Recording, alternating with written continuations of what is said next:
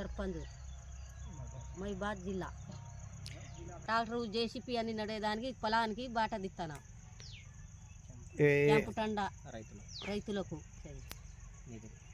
ఇది క్యాంపు టండా రైతులకు బాట దిస్తాను. మేము 4 కుట్టిలం వచ్చి పొద్దున్న నుంచి 6 గంటల నుంచి జేసీపీ డోజరు అన్నీ నడుస్తున్నాయి. క్యాంపు టండా కైకా సర్పంచ్ ధర్మవతి రవి. నేను మాజీ ఎంపీటీసీని. మా అమ్మగారు ఇనాన్మార్ సర్పంచ్ క్యాంప్ తండ కేశవరం. 75 ఏళ్ళ స్వతంత్ర భారతదేశంలో రైతులకు పొలానికి పోవడానికి దారి లేదు.